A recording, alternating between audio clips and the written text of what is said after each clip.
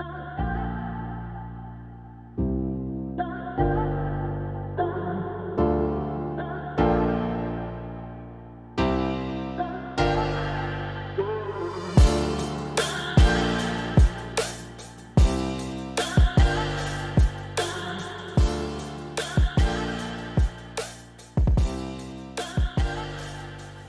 back to Toyota Time with Timmy the Toolman. I'm Sean, and today's sick mod is a transmission cooler install with a really special bracket made by Iconic Fabrication. This bracket right here is going to make it a breeze to install your transmission cooler, so you don't have to use the zip ties and poke holes in your AC condenser or your radiator, or you don't have to spend the tedious time bending and fabricating brackets to actually mount your cooler in a floating position. This bracket will make this way more plug and play and make it enjoyable to actually install your cooler. These brackets are CNC'd out of a single piece of 5052 aluminum, so you don't really have to worry about corrosion or rust. So back to the conversation about mounting options. Obviously, this bracket is the preferred way to go. If you use the zip ties, you do run some risks, especially if you're putting that zip tie through the AC condenser and then through your radiator. On a couple of my rigs, I've used the zip ties and it's worked out okay.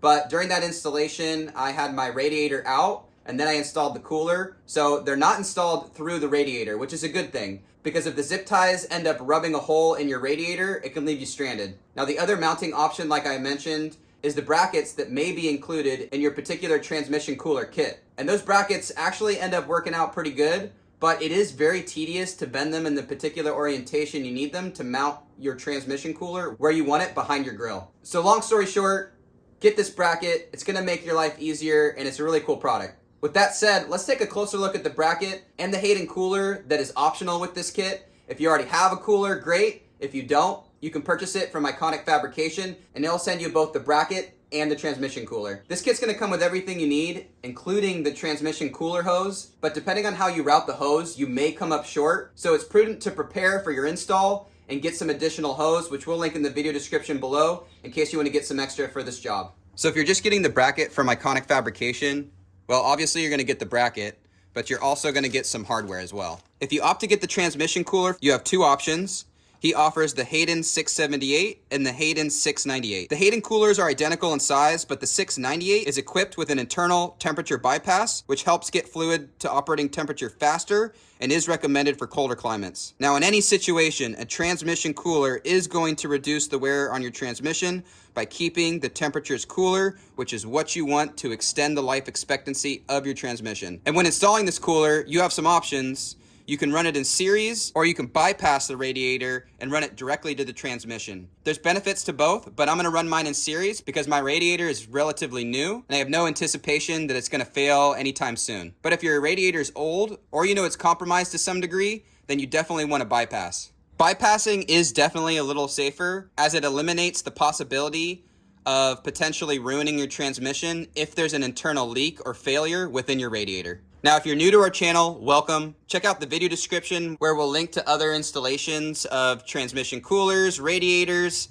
Tim has actually installed a Koyo radiator, and because that Koyo radiator doesn't have an internal transmission cooler, he has actually bypassed. And so you can check out that video if you click on the link above. And if you're interested in buying this kit, use the promo code in the video description to get yourself a discount. But with that said, let's see what comes inside this transmission oil cooler box. So you got some bulk hose here, and you have some edge protector. So when you're running it through your body, you don't get any chafing. We have the cooler itself here, and then some hardware.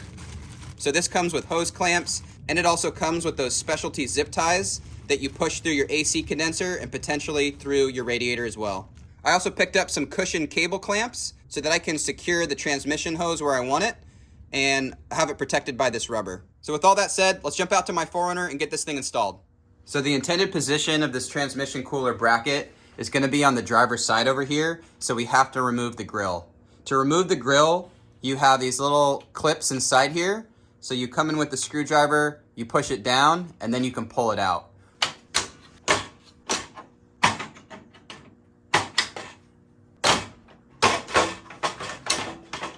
You can see that the grill's disconnected, but I have a pretty unique situation because my ARB bumper has these little tabs, and essentially I can't get this grill out without loosening my bumper or removing a headlight. So this is not a step you'll have to do. but I gotta remove a headlight so I can sneak out this grill.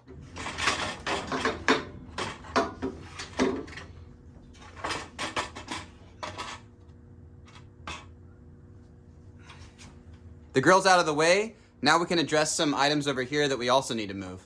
So this bracket is gonna fit in this area, which means we have to relocate this horn. Because this electrical connection is only so long, you can only move it so many places. What Tim did is he cut this and extended the wiring so he could mount it over in this area. And I think he shared the bolt right here on the hood latch assembly. So you got this electrical connection, just push it in.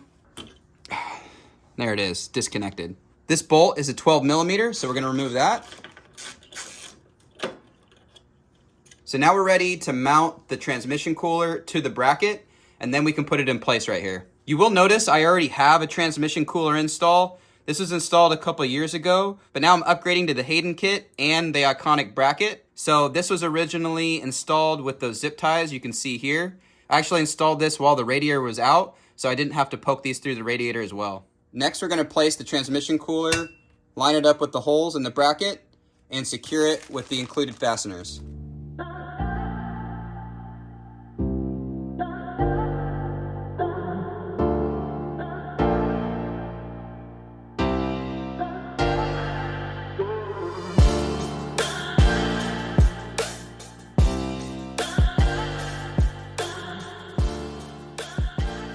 All right, we got 4 fasteners on each side with the nylon lock nuts on the back, and now we're ready to mount this to the truck. All right, well, you know what they say, more mods, more problems.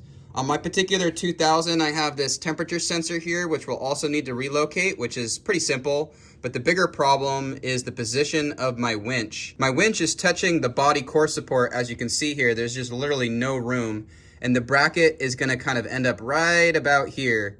So what we're gonna do next is show you where this would mount if you didn't have a winch in the way. So taking a look at Tim's rig, he has a 2000 SR5 and I have a 2000 Limited. On my 2000 Limited, this bracket's there, but it has a temperature sensor attached. And so with this Iconic Fabrication bracket that holds the transmission cooler, you're gonna have to do some alterations here. Essentially, you really just wanna cut this off right here so the bracket fits flush and is able to mount to this support. The other thing you'll notice is there's a ground strap in the way, but the Iconic mount does use that mounting position. So you'll just need to remove that 10 millimeter bolt, line up the mount, and put the bolt back in with the ground strap. And the other thing that we already showed is removing the horn, which if you want to keep it, you'll have to relocate that as well. So first thing we're going to do is remove this fastener that holds this bracket that secures the AC condenser to the bottom frame. So this is a 10 millimeter. We're going to remove that bracket, and then we'll have an opportunity to chop off that little mounting portion that typically a temperature sensor would be connected to if your rig had that option. So this bracket isn't just gonna slide out on its own. You have to knock down this little tab a little bit in order to free this bracket.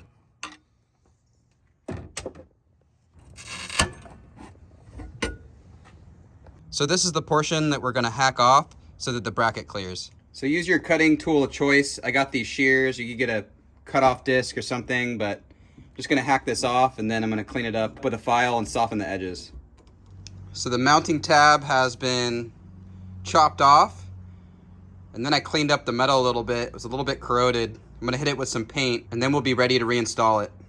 So I ended up finding a good place to relocate this horn on the driver's side. I just shared this fastener for the headlight, and I loosened up the back of the horn, and that allowed me to turn the bracket a different direction than it was originally pointing. So I loosened up the nut on the back of this horn so I could rotate this flat mount to accommodate this space and have this connector turned in a way where the connector will actually reach. This is very tight, but technically it works. And this is where I relocated the temperature sensor. I cleaned up the surface and just slapped on some double-sided tape. So here's where I installed the edge protection, and you can see all the lines and wires running through that body hole. So it does a nice job at making sure nothing's getting scuffed or cut on accident. We have the privilege to show you yet another 3rd gen, and this is my 98 Limited. Now, when trying to fit the bracket into this position, I also recommend that you loosen this bolt so you have some wiggle room in the center core support so you can find the threads for that bolt and thread it properly without cross-threading it. And I also removed this bracket for demonstration purposes. But one thing to note, this is a limited, but it's a 98, so it doesn't have an electronic climate control, which means it doesn't have the temperature sensor here. If I were to install this on this truck though, I would need to cut off this bracket or maybe fold it up or something. The different year third gens have a different setup in the front here for this mount. On Tim and I's 2000s, we have a wiring harness clip that fits through here, and it's pretty tight, so we don't want to modify that and cut it off and maybe slip a bolt through here. But on this 98 Limited, there actually is plenty of room to fit a bolt through, so you can mount this position right here. But on my 2000, I'm not gonna mess with that mounting position. I'm just gonna leave this bracket unmounted in that place. So you can see the two bottom mounting positions for this bracket. One shares the mounting hole of the center core support, and one shares the hole that the ground strap would connect to. On my 98 Limited, there actually wasn't a ground strap, but I just found a bolt that has the same thread pitch as this center one here. And on my 98, the body had a hole already threaded, so even though there wasn't a ground strap there, it did have the provision. So now that this transmission cooler is mounted, we're gonna show you how to run the hoses back on my 2000.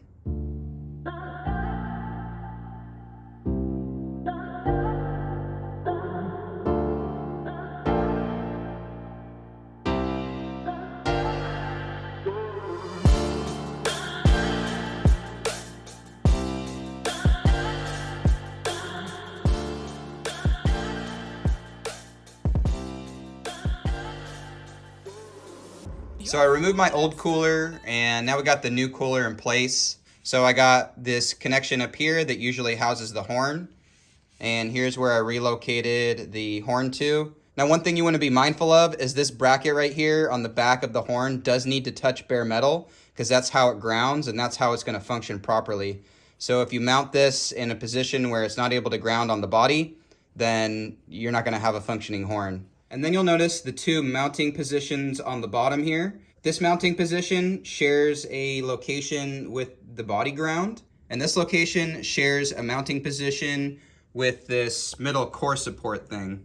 And I know at the start I mentioned that the winch was too close, and this was actually removed, so I had an opportunity to reinstall it because I did some more mods to this bumper and essentially raised it up 1.25 inches and out 1 inch. So that gained me some additional clearance, and it also closed up the body gap I had from installing a body lift. So I definitely made this install easier by modifying the bumper and bringing it out a little bit, because now I'm able to mount everything where it's expected to go. And the other nice thing is that I didn't have to cut this mount in order to clear the top side of this winch. So now we're gonna run the transmission hose lines, and we'll show you that next.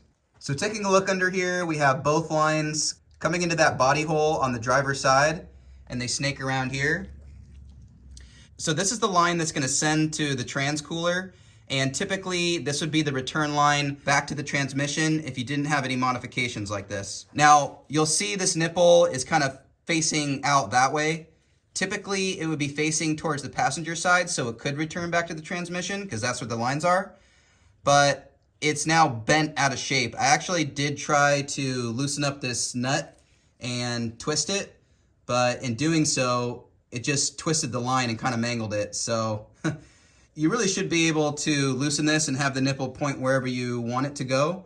But essentially, I just bent this in this direction because that's where the fluid's gonna go to go into the trans cooler. So then this line goes into the bottom of the trans cooler, and then from the top of the trans cooler, that's going to return back to the transmission. So you'll see this second line on top here is gonna travel, and then this is gonna go back to the transmission, and that completes the loop. You could just zip tie these, but I got a little fancy. So I got these cable ties, and there were some existing bolts in some areas, so that captured it really nice, and it kind of mimics OEM Plus status. So I'm pretty happy about those. I also have another one of those cable ties over here, and that's just holding the line solid to the body, and then that would feed back through the hole here. So that's how I have things kind of secured. I do have a zip tie here just to hold the two lines together, and that just prevents it from kind of floating around and maybe getting in contact with some turning parts that it shouldn't be in contact with. So make sure that your lines are run well out of the way of moving parts so they don't get cut and you don't lose fluid unexpectedly.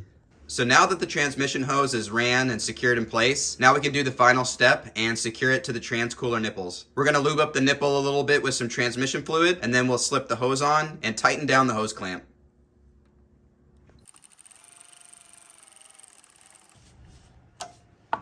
So when you're removing transmission hose lines and you're losing fluid, it's important you understand kind of how much fluid was lost. Or if you're installing some additional length hose and a cooler that has a certain capacity, then obviously you'd want to add some additional fluid to compensate for the extra capacity that the whole system is going to have. Now it's not much, but I did lose some on the ground. I did lose some in here. And let's see if there's still some stuff, the old transmission cooler that I removed. And yeah, there's some in there too. So we'll let that drain. We will try to estimate approximately how much we've lost, and we'll put some more fluid in the system, run the truck until it's in the operating temperature, and then while the car is running, check the transmission dipstick to make sure that the fluid is in the hot range. And if it's not, obviously add some more fluid until you have the right amount of fluid in your system. And that would wrap up the install. And the other smart thing to do is make sure you don't have any leaks. Obviously, if you have any leaks, you'll want to address them. Maybe your hose clamp wasn't tight enough or something to that degree. But it is also recommended that you come back and check the hose connections to make sure they didn't loosen up and that they're still tight. Now on my new setup, I decided not to go with a magnifying magnetic filter like I had before that I just removed. This one's been on there for a little while, but it's probably still good. I don't drive this truck that much. And essentially this is meant to capture any loose magnetic material that may be suspended in the transmission fluid, so that it grabs those particles and doesn't put it back in your transmission. The same thing occurs at the bottom of your transmission pan.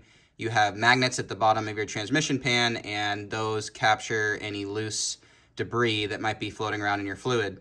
For this current install, I decided not to install one of these, and yeah, it's up to you. But the place that I had this installed was just before the line goes back into the transmission, so the return line. So the fluid got sent into the bottom of the radiator, then to the transcooler, then to this magnifying filter, and then back into the transmission. So just wanted to share how I had that installed previously. Now some of the lines can be pretty stubborn, so getting yourself a pair of these hose pliers is pretty handy. And the other thing you might need to break free the connection is just your standard pick. And that way you can kind of get in here on the hard line and move around the connection to break it free. And then come on here with these and give it a little twisting action so you can pull it off. So these are really helpful tools when it comes to this type of job. And one thing that was really nice about this install is that this is the only hose left over. I cut this much off the longest hose in the kit, and I was pretty stoked we didn't need any additional hose. So again, something that's huge about this kit, because the last thing you want to do is have to run to the parts store and try to source some hose last minute, because it just makes the install that much longer. And you told your wife it would only be 30 minutes. So huge kudos to providing the right amount of hose and pretty much the perfect length. So this is the trans fluid that I captured out of the lines, stuff that leaked out, and out of the transcooler. I tried to pour out as much as I could. I think I lost some in the exchange here, just releasing lines. Some dropped out on the ground, some still in the tray, some I wiped up, whatever. So I would say that approximately 2 full cups, give or take, fluid that was lost from the system.